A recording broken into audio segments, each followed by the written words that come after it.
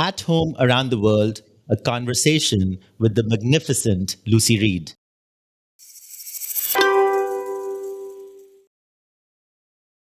Welcome to yet another episode of At Home Around the World of 39 Essex Chambers. The only difference is that this one is the first in-person At Home Around the World. And I cannot be more delighted and thrilled, and by the way, this is an understatement, to have the magnificent Lucy Reed with us today. Lucy needs no introduction, but what must be done, must be done.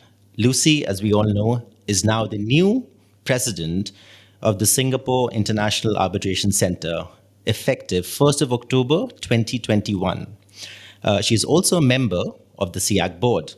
Lucy has served as one of the two SIAC Vice-Presidents since 2018 and was the director of the Center for International Law and a professor of practice at the National University of Singapore after her retirement as the head of Freshfields International Arbitration Group in 2016. Lucy is also an independent arbitrator with Arbitration Chambers, New York. Welcome, Lucy. Thank you, Abhi. I'm glad to be here. And we are both in Singapore, everybody. Lucy has just taken the longest flight in the world, New York, Singapore, and I guess she's taking one back from Singapore to New York, getting used to getting back on these very long flights. It takes a little while to get used to the jet lag again, but I'm glad to be going back and forth again. No complaints. Well, look, Lucy, I'm going to just kick off the interview. And I'm going to start with a little bit of a more philosophical question, because I'm sure everyone wants to know this question. You've been a practitioner. We've seen you as an arbitrator. We've seen you as a head of a global law firm's arbitration practice. We've seen you as a professor. And now we are seeing you as the president of one of the leading arbitral institutions in the world, SIAC. You're polite, yet firm, you're personable, you are an intellectual, and much more. But behind all of this, who is the real Lucy Reed? I don't know if I would call that a philosophical question, a personal question. I think with me, it's safe to say what you see is what you get. One of the reasons I have had so many different roles is I'm a very curious person. I think if I had not been a lawyer in the field that I'm in the arbitration field, I would have been a reporter, because I like meeting people, I like talking to people, I like putting puzzles together. What I like about what we do in arbitration is figuring out the facts, figuring out the law, putting it together, finding answers. So I'm a curious person willing to take chances. As many people have heard me say, when different opportunities have come up for me, whether it's the Holocaust Tribunal or doing a humanitarian law tribunal, what I do is say, why not, instead of why? How does this fit? I take the opportunities. And of course, as my friends know, I'm a very avid member of an active and close family. But I'm a bit old-fashioned, so I keep personal life and private life fairly separate. Keeping your personal life and private life separate? No, personal and professional, okay. I meant to say. Personal and professional. But now you are the president of SIAC, and SIAC is here to stay. You are here to stay. And from the little that I understand about arbitral institutions, each president is different. Under your presidency, is there a message that you'd like to give to the users of international arbitrations, call them clients or users, or in particular, users and clients of Singapore International Arbitration Center, as to what they can expect under your presidency and how you wish to sort of build upon the good work that has been done by your predecessors? It's a good question. I will underscore what you just said about good work being done by my predecessors, who include Michael Pryles and Gary Bourne. The way I view SIAC right now, and as you mentioned, I've been a vice president since 2018, so I've been very involved. It's at a new level. It's at a position of growth where it can improve and get even better, because we have more cases, we have more counsel. The old days when everybody in the SIAC Secretariat knew all the cases and what everybody else was doing no longer exists. So we need more organization. In terms of my vision as president, I am a very hands-on president. But for COVID, I would have been here at least a week or 10 days every few months here from New York, because I like to be on the floor.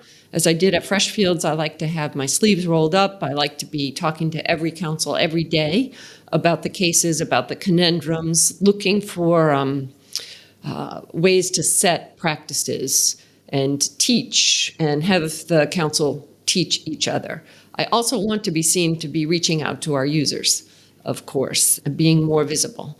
And do you plan to be spending more time in Singapore? Definitely. Yeah, this is my second trip in a few months, and I'll be back in August. So now on my schedule is to come every few months to be here in person. So there's no point, I think, for me, I'm the kind of person I am, there would be no point in being a distant type president. True. And you've been in Singapore it was just very recently that you sort of moved back to New York. So it's sort of a homecoming again for you. But, Lucy, you've had decades of experience. You've seen international arbitration grow. You've been a part of that phenomenon, and you've actually contributed globally to the growth of arbitration, generally speaking. But again, what was perfect for the past may not work for the present, and even less so for the future. So what are some of the areas, and in particular, I'd like to focus on case administration, that you'd like to focus on at SIAC under your presidency? Case administration is incredibly important, and you know that from your time at the ICC. It's not visible to the public except on a case-by-case basis or an arbitrator-by-arbitrator basis. So it's the ideal case administration is one that everyone thinks works perfectly, which requires a lot of time and attention. At SIAC right now, we're implementing some systems that we didn't have in the past in terms of case registration, case monitoring, awards coming in for scrutiny, monitoring the time through the scrutiny process, going beyond counsel just knowing what's going on in their caseload to Kevin Nash as registrar and me as president, being able to know what's going on with all the cases, be proactive in case management, in monitoring the cases. And this is where technology makes a big difference. Good computer systems, algorithms help a lot. We don't have at SIAC yet a case filing platform system the way other institutions do. It's something that I think, if only for the environment, is very important to develop. So I'm turning attention to that. You've hit the nail on the head.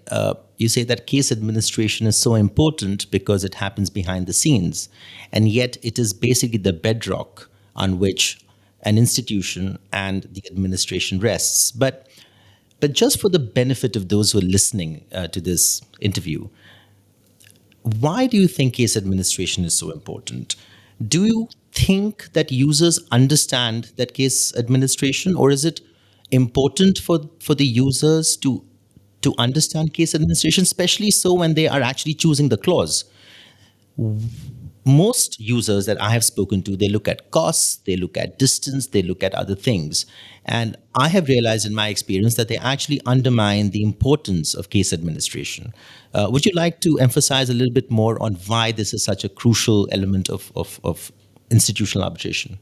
It's an important question that's not asked that often. And when I was at Freshfields, when I was more counsel than arbitrator, I took note all the time of how the different institutions managed our cases with special focus on their knowledge, they being counsel responsible for the case, being aware of where my case was. And if there was delay from the arbitrators, knowing they were following up with the arbitrators, reaching out to our teams to say, we've checked with the arbitrators on the status of that award. They're working on it. It can be expected in a few months, whatever, a few weeks. So knowing you're being taken care of by the case administrator is very important. Equally important is not being too much taken care of. It's very irritating to have too many communications from a case administrator, too many orders, too many instructions, do it this way, do it that way. We don't like what you're doing. We'll boss your case for you from the institution. It's a fine line. And therefore, it requires tools for, as you know, again, from the ICC, it requires tools for the case administrators to be able to know what's happening when they have a big caseload. 50 cases, 100 cases, I don't know how many cases, so many cases, but it's underrated as importance for arbitral institutions to be on top of it, but not taking charge of the cases. And the other thing I want to say is all it takes is one outlier, one case to get lost in the record keeping and an award being years overdue or a challenge not being ruled on quickly to lead to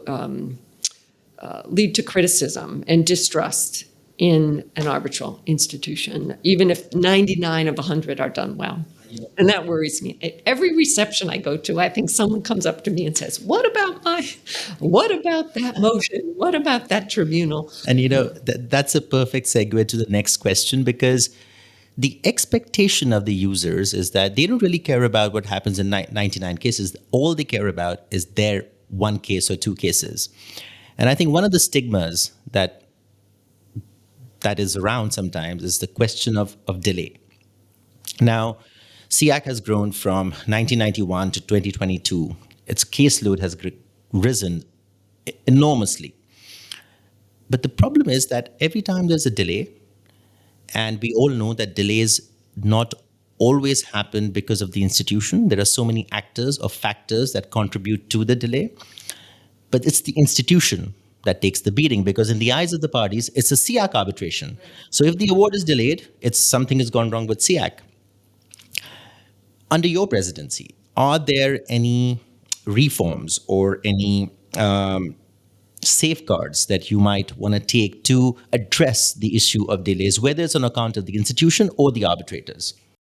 Well, one of the things I was talking about just today with Kevin Nash here, who's the registrar and a very hardworking, overworked Well, we all know that. registrar, because we're waiting to fill the deputy registrar slot, so it's particularly difficult, is I would like to set up systems in our secretariat where the administering counsel will have triggers in their calendars so they can reach out affirmatively to check on the development of the cases. I can't say now whether it would be weeks or months or depending on the size of the case, but to make sure things are happening in a non-obtrusive way. I also think that SIAC, like other organizations and institutions, can do more before appointing arbitrators to check and, I've heard me talk about this a million times, confirm the capacity of the arbitrators before they're nominated. So I have a very interesting question. Would SIAC ever not confirm an arbitrator based on the availability that the arbitrator has given? Because in the eyes of SIAC, it's too much. Well, as the president, I do most of the appointing for institutional appointments, and the answer is yes.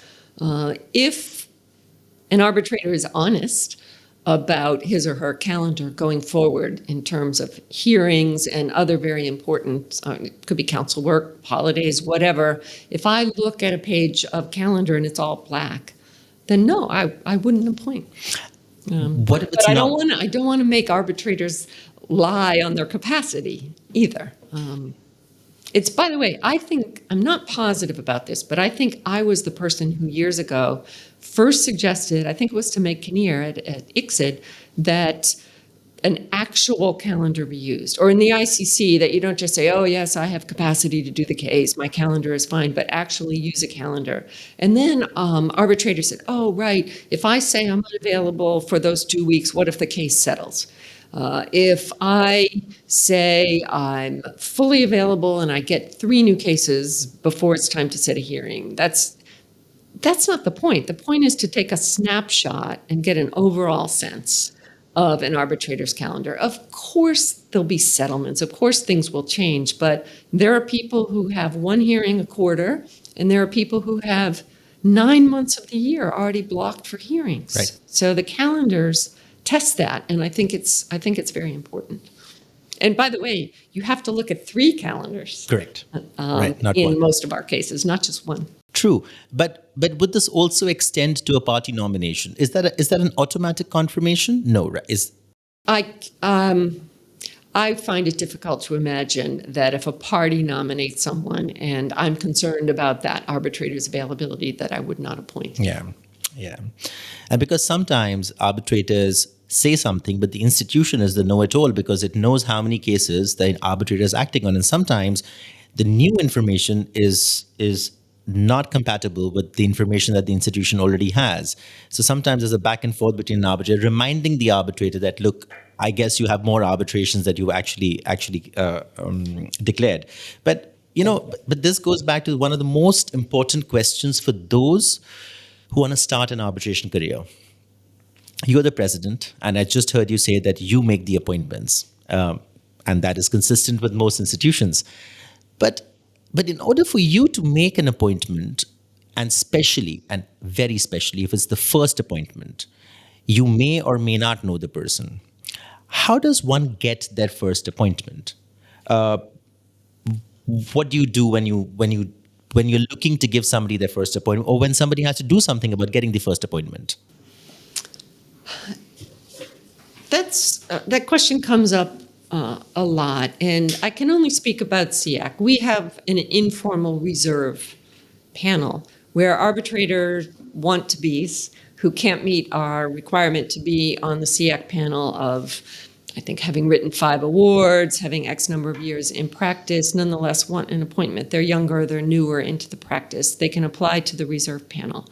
And that gets vetted by the Secretariat to make sure that they've done what they've done. They've been in a firm, they've been counsel, they've been a tribunal secretary. So the CV, I look at the CV, and I am always looking for cases that are one arbitrator cases, or if I appoint a wing arbitrator, that's not too big, that's not too complicated, that doesn't have parties who aren't represented, that doesn't have counsel I know to be difficult, that's not in a jurisdiction that I know to be difficult, to look for an opportunity to appoint someone from the reserve panel, or even someone I've come to know from appearing in front of me or through my teaching, to give them a first chance.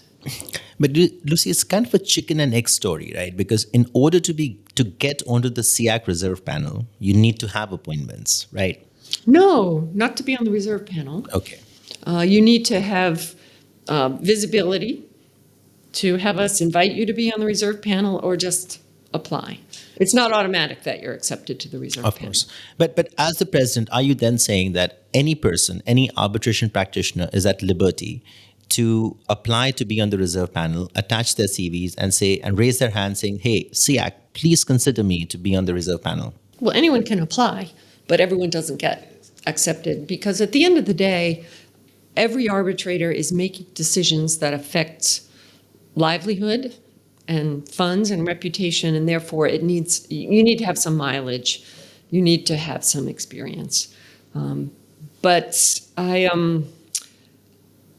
I think that it's important for the newer practitioners who want to be arbitrators to calm down a little.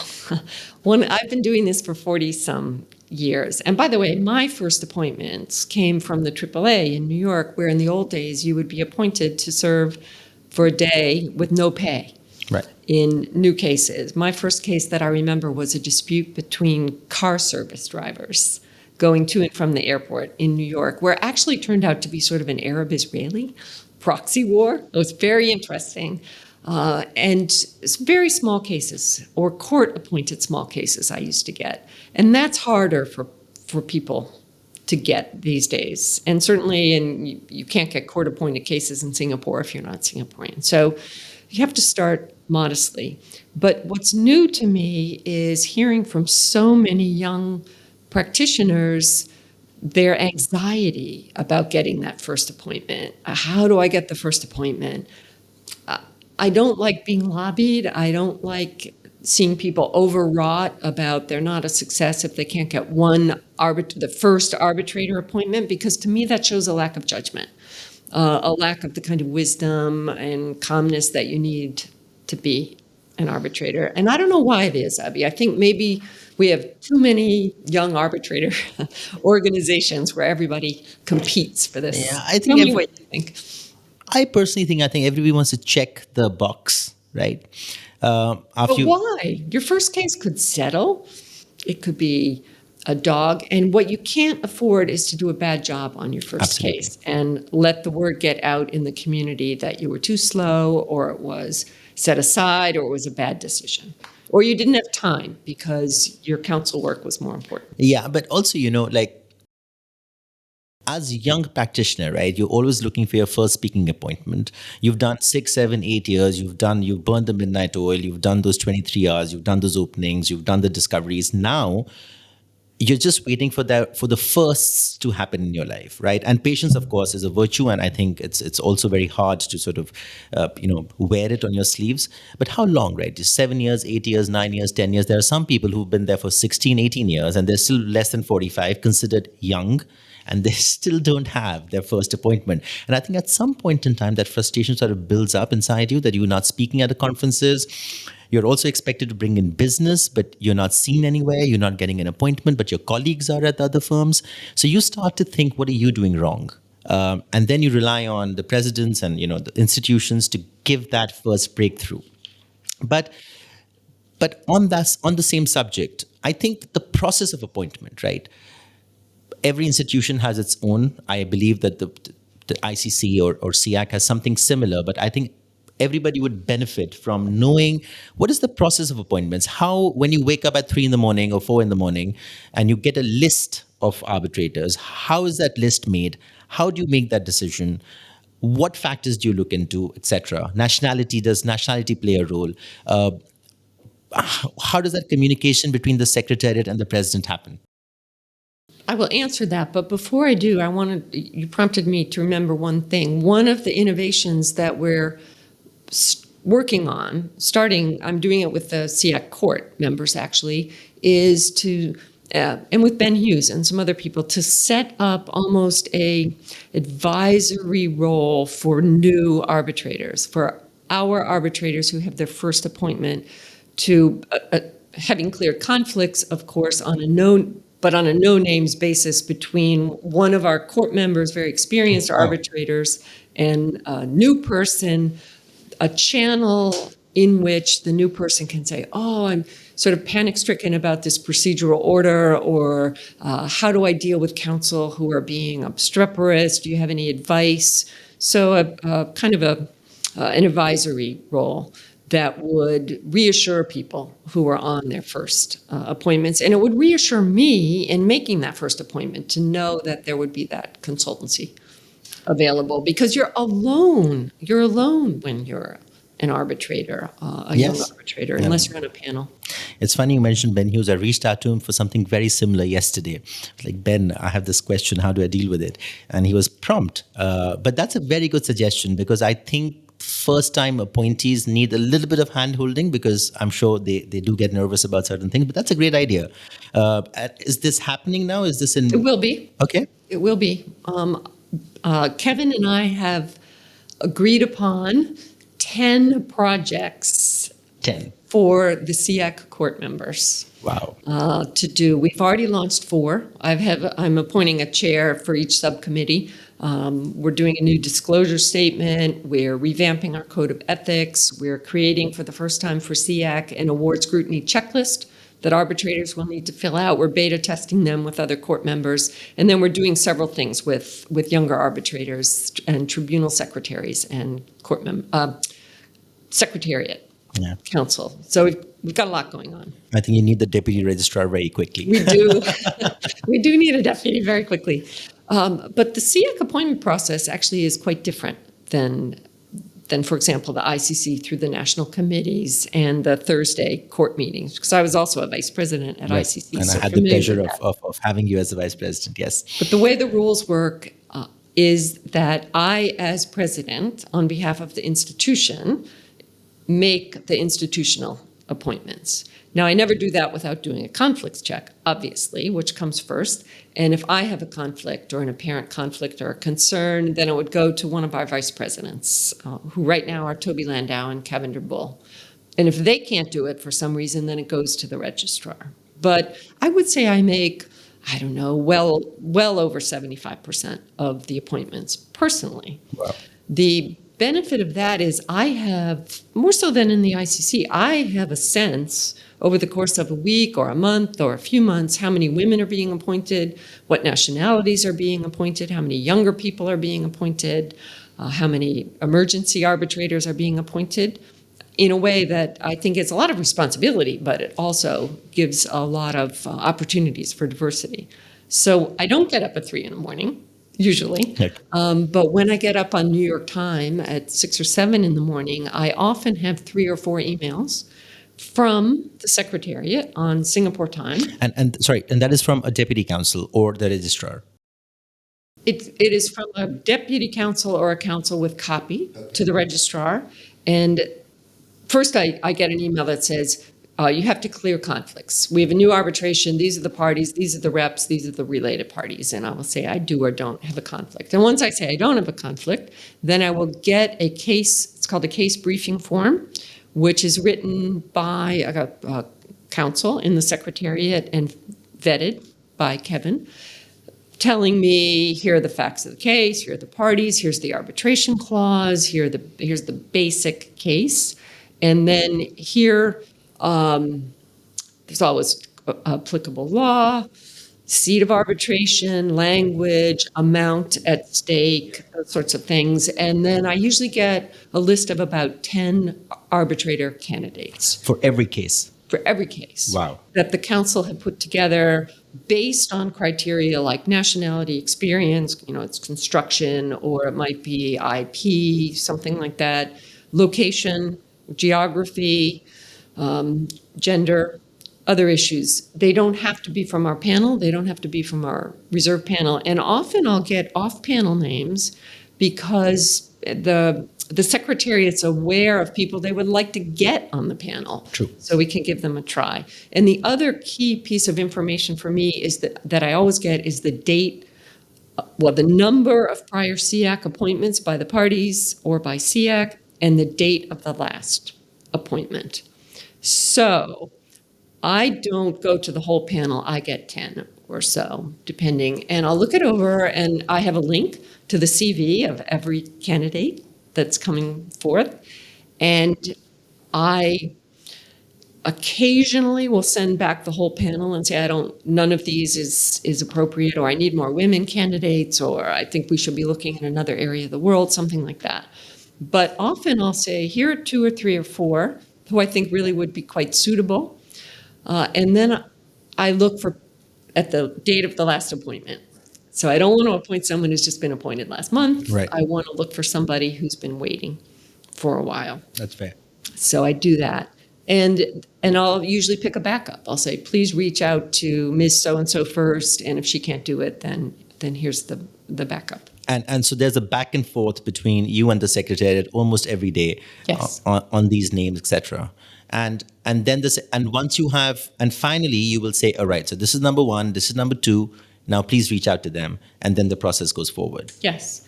And then what might happen is if the person that I've suggested for appointment puts in a disclosure, then the council will send that disclosure to me and say, shall we share this with the parties? And I always say yes, because I think if any disclosure or a soft disclosure has been made, then the parties should know about it. Right. Goes back out to the parties, and then it will come back to me for the appointment. Under the SIAC rules, even with party appointments, they can only nominate their arbitrators to be. So I sign, usually electronically now, every letter of appointment, and I see all the disclosure statements, if anything is said by even the wing arbitrators. I often have to pick the chair for a 3-person panel because the 2 co-arbitrators or the parties cannot agree. And there I look for more experience, Of course. than a wing. And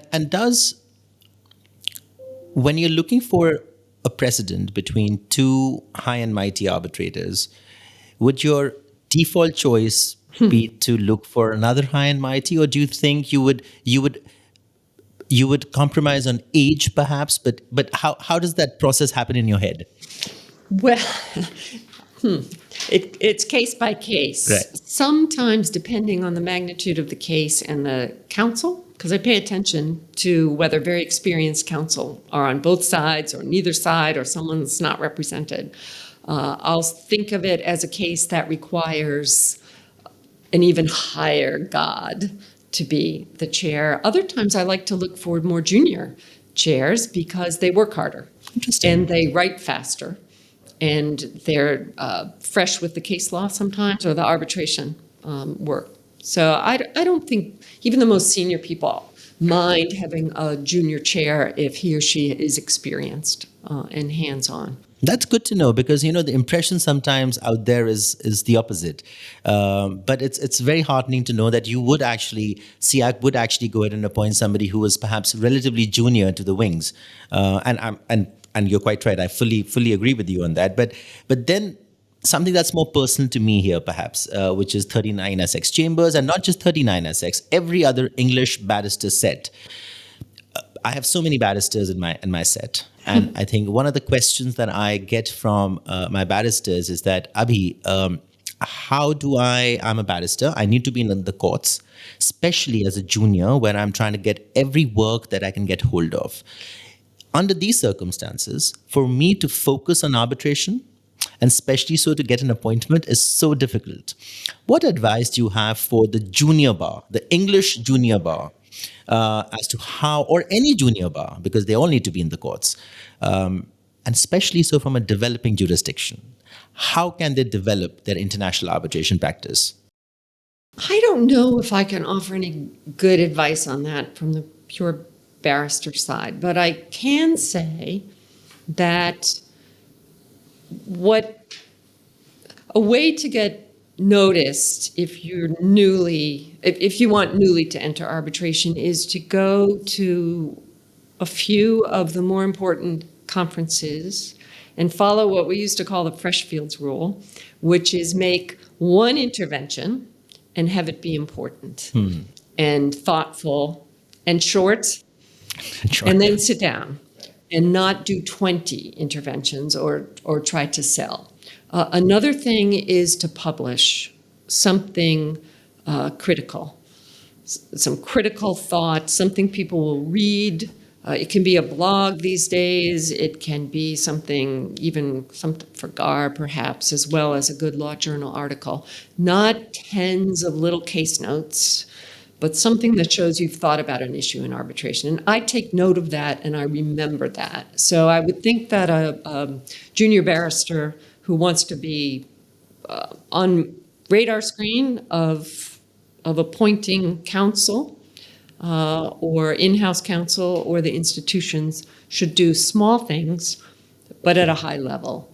And be recognized to be someone who observes the differences in arbitration and not, elbow your way in saying we're going to do it like we're in English court or British court. Be open to the differences. And the other thing I wanted to say, by the way, for this audience is it's not unusual for someone to come up to me and say, I'm on the SIAC panel, or I'm on the reserve panel, or I want to be on the reserve panel, but I've never been appointed. And it's someone whom I am impressed with, and I often will appoint that person within the next time I have an opportunity in the right case.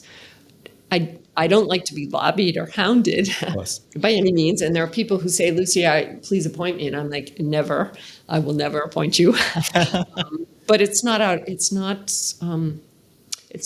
of the rules to do that. And this reminds me of one other thing I wanted to say to you about the ICC. When I first had ICC cases as counsel, I was terrified to call the ICC Council and the Secretariat. I thought they wouldn't want to be bothered. They're too busy.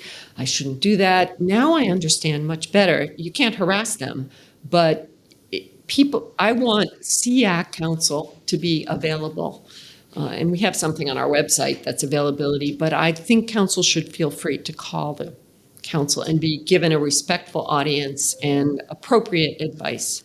So people shouldn't, I warn that to our audience, people shouldn't be afraid to do that. I think very important. I think the council should have, I think that's one of the services that the institution offers, to the ability to engage in a dialogue, even during the case. And obviously the secretariats, and I'm sure the SIAC secretariat does that, to be able to give the neutral interpretation of the best sort of advice that it could give, still being fully impartial, to the side that does not have the answers to the questions that arise on a day-to-day basis.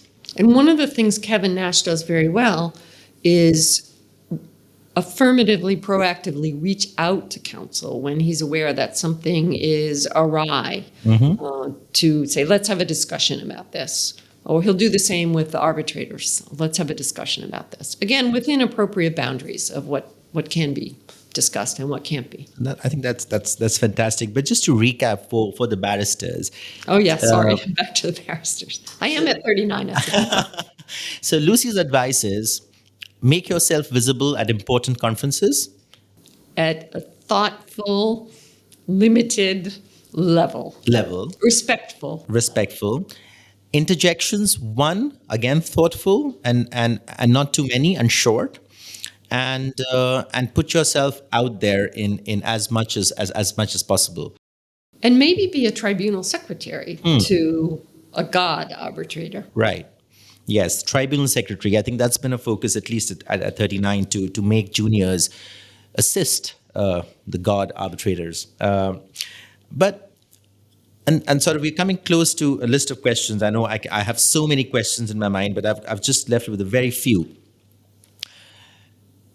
You know, Lucy, I'm sure you'd agree with me that a jurisdiction benefits from an institution as much as the institution benefits from a jurisdiction. We are in Asia. Asia has developed and developing jurisdictions. And I can unhesitatingly give credit to SIAC for providing the thought leadership to those jurisdictions which were not aware of arbitration for a long time.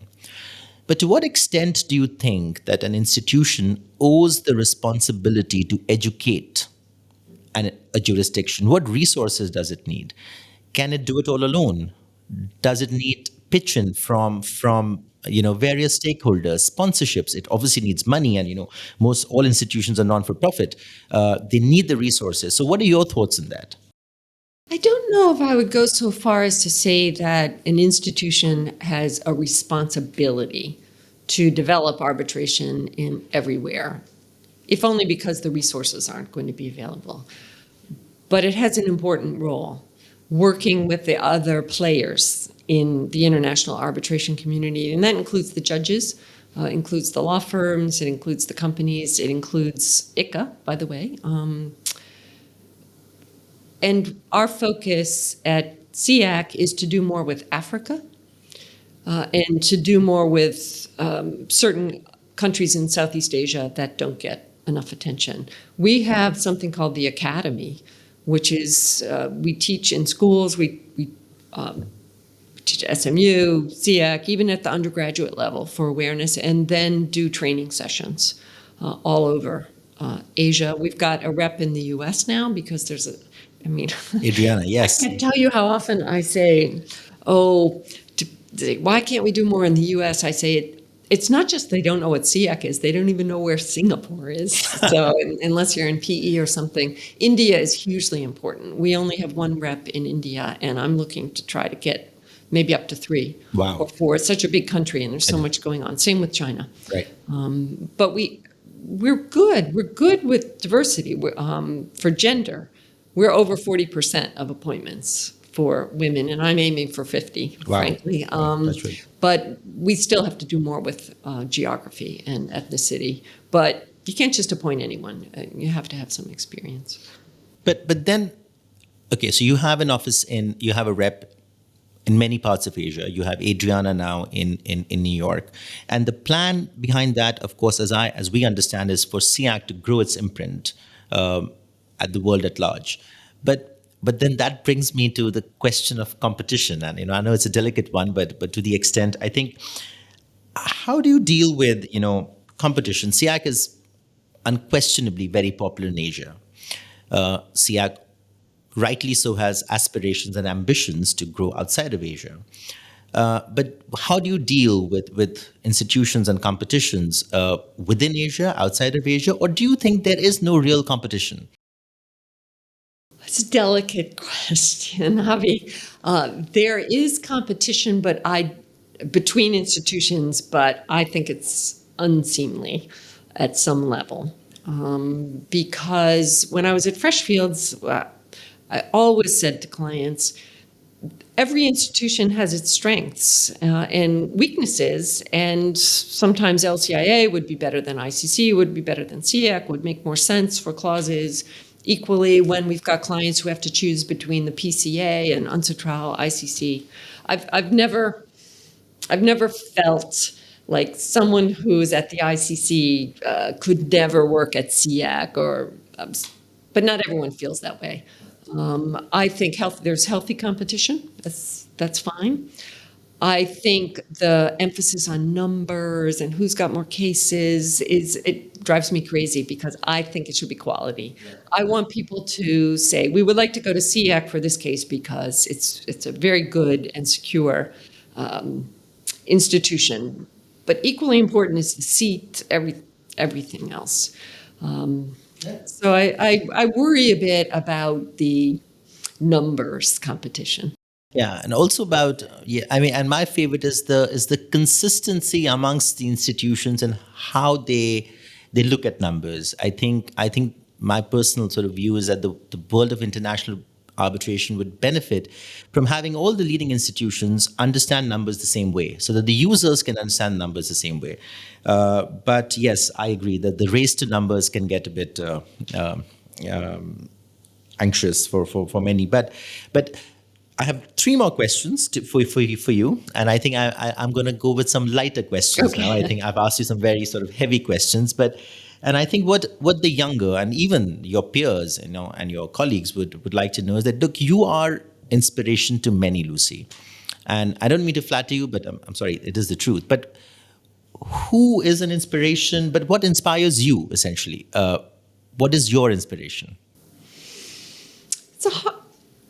There are many types of inspiration in our lives, of course. I credit, I think, Jan Paulsen and Martin Hunter with an exchange they once had when they were watching one of their young partners on the stage at some conference.